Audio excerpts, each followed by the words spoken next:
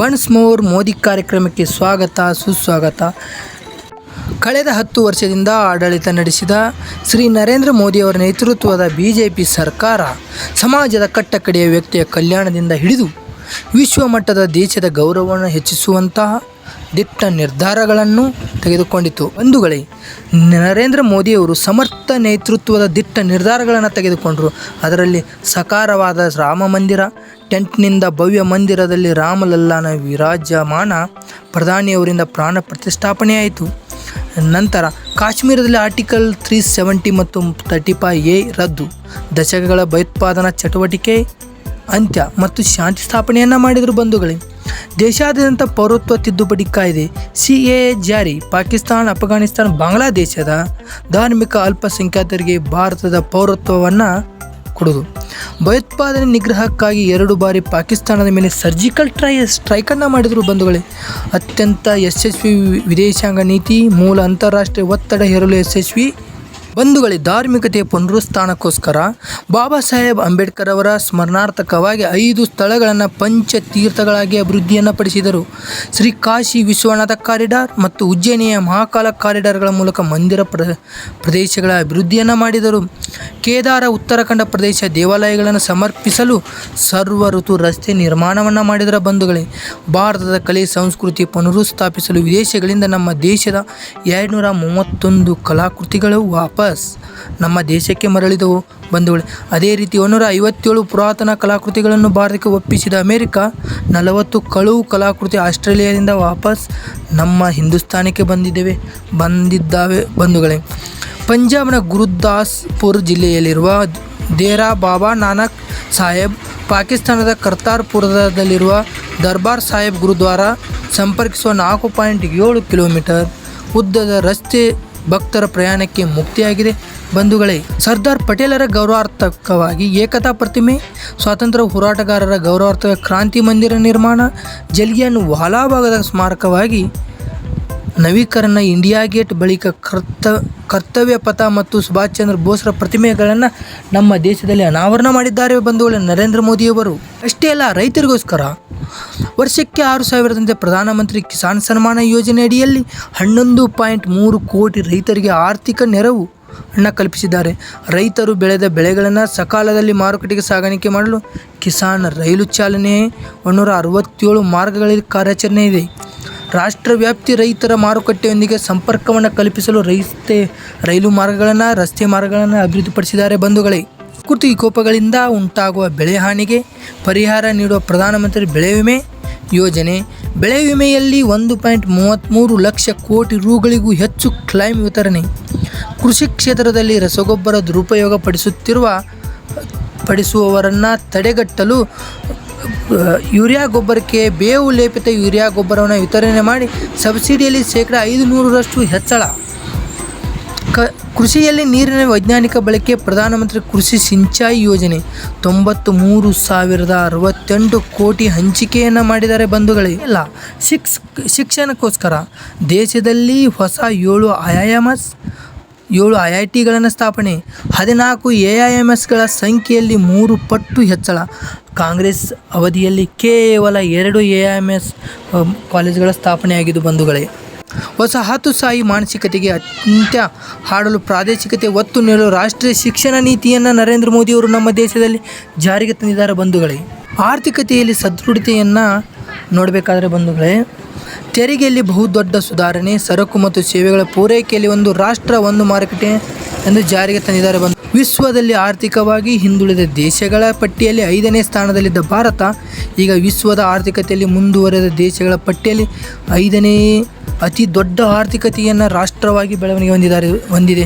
ಬಂಧುಗಳೇ, ಮುಂದಿನ ಹಂತದಲ್ಲಿ ಪ್ರಪಂಚದ ಅತ್ಯಂತ ದೊಡ್ಡ 3ನೇ ಆರ್ಥಿಕ ವಲಯವನ್ನಾಗಿ ಭಾರತವನ್ನು ಸುಧಾರಣೆ ಮಾಡುವ ಹೊಣೆಯನ್ನು ನರೇಂದ್ರ ಮೋದಿಯವರು ಹೊಂದಿದ್ದಾರೆ. ಬಂಧುಗಳೇ, ಮತ್ತೆ ಅಷ್ಟೇ ಅಲ್ಲದೆ ಮಹಿಳಾ ಕಲ್ಯಾಣಕ್ಕಾಗಿ ಪ್ರತಿ ತಿಂಗಳು 9ರಂದು ಎಲ್ಲ ಗರ್ಭಿಣಿಯರಿಗೆ ಪ್ರಧಾನಮಂತ್ರಿ ಸುರಕ್ಷತಾ ಮಾತೃತ್ವ ಅಭಿಯಾನದಡಿ ಸಾರ್ವತ್ರಿಕವಾಗಿ ಸಮಗ್ರ ಮತ್ತು ಗುಣಮಟ್ಟದ ಪ್ರಸವ ಪೂರ್ವ ಆರೋಗ್ಯ ತಪಾಸಣೆ, ಆಗಸ್ಟ್ 2023ರವರೆಗೆ 17,41,249 ಗರ್ಭಿಣಿಯರಿಗೆ ಪ್ರಸವ ಪೂರ್ವ ಆರೈಕೆ ವೇತನ ಸಹಿತ ಹೆರಿಗೆ ರಜೆಯನ್ನು 12 ವಾರದಿಂದ 26,000ಕ್ಕೆ ಹೆಚ್ಚಳ ಮಾಡಿದ್ದಾರೆ. ಹೊಗೆ ಮುಕ್ತ ಮನೆಯ ಆರೋಗ್ಯಯುಕ್ತ ಜೀವನಕ್ಕಾಗಿ 9.6 ಕೋಟಿ ಮನೆಗಳಿಗೆ ಉಚಿತ LPG ಸಂಪರ್ಕವನ್ನು ಕಲ್ಪಿಸಿದ ನರೇಂದ್ರ ಮೋದಿಯವರಿಗೆ ಧನ್ಯವಾದವನ್ನು ತಿಳಿಸಬೇಕು. ಬೇಟಿ ಬಚಾವೋ ಬೇಟಿ ಪಢಾವೋ ಅಭಿಯಾನದಡಿ ಹೆಣ್ಣು ಮಕ್ಕಳ ವಿದ್ಯಾಭ್ಯಾಸ, ರಕ್ಷಣೆ ಮತ್ತು ಉತ್ತಮ ಭವಿಷ್ಯಕ್ಕಾಗಿ ಅವರ ಹೆಸರಿನಲ್ಲಿ ಠೇವಣಿ ಇಡುವ ಪ್ರಧಾನಮಂತ್ರಿ ಸುಕನ್ಯಾ ಸಮೃದ್ಧಿ ಯೋಜನೆಯನ್ನು ಈವರೆಗೆ ನೋಂದಾಯಿಸಿದರು 3.18 ಕೋಟಿ ಜನ. ಮುಸ್ಲಿಂ ಹೆಣ್ಣು ಮಕ್ಕಳ ವೈಯಕ್ತಿಕ ಹಕ್ಕುಗಳ ರಕ್ಷಣೆಗಾಗಿ ಮತ್ತು ಅವರ ಗೌರವಯುತ ಬದುಕಿಗಾಗಿ ತ್ರಿವಳಿ ತಲಾಖವನ್ನು ನಿಷೇಧಿಸಿದ್ದಾರೆ. ಅಷ್ಟೇ ಅಲ್ಲ, ಕೌಶಲ್ಯ ಅಭಿವೃದ್ಧಿ ಯೋಜನೆಯಡಿ ಬಂಧುಗಳೇ, ಸಮಾಜದ ಅತ್ಯಂತ ಕೆಳವರ್ಗದ ಕುಶಲಕರ್ಮಿಗಳಿಗೆ ಅವರಿಗೆ ಪರಿಣಿತಿ ಇರುವ ವೃತ್ತಿಯಲ್ಲಿ ಉದ್ಯಮವನ್ನು ಪ್ರಾರಂಭಿಸಲು ಪ್ರಧಾನಮಂತ್ರಿ ವಿಶ್ವಕರ್ಮ ಯೋಜನೆ, ಕೇಂದ್ರ ಸರ್ಕಾರದಿಂದ 13,000 ಕೋಟಿ ರು ಅನುದಾನ, 3 ಲಕ್ಷದವರೆಗೆ ಜಾಮೀನು ರಹಿತ ಸಾಲ ಸೌಲಭ್ಯಗಳನ್ನು ಕಲ್ಪಿಸಲಾಗುತ್ತಿದೆ.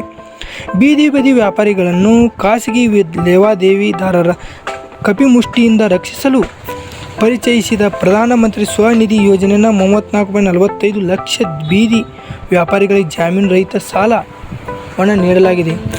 ಅಷ್ಟೇ ಅಲ್ಲ ಬಂಧುಗಳೇ, ಆಮದು ಪ್ರಮಾಣವನ್ನು ತಗ್ಗಿಸಿ ರಫ್ತು ಹೆಚ್ಚಿನ ವಿದೇಶಿ ಉತ್ಪಾದನೆಗೆ ಉತ್ತೇಜನ ನೀಡಲು make in India, startup India 90,000ಕ್ಕೂ ಅಧಿಕ ಸ್ಟಾರ್ಟಪ್ಗಳನ್ನು ಪ್ರಾರಂಭ ಮಾಡಿದ್ದಾರೆ.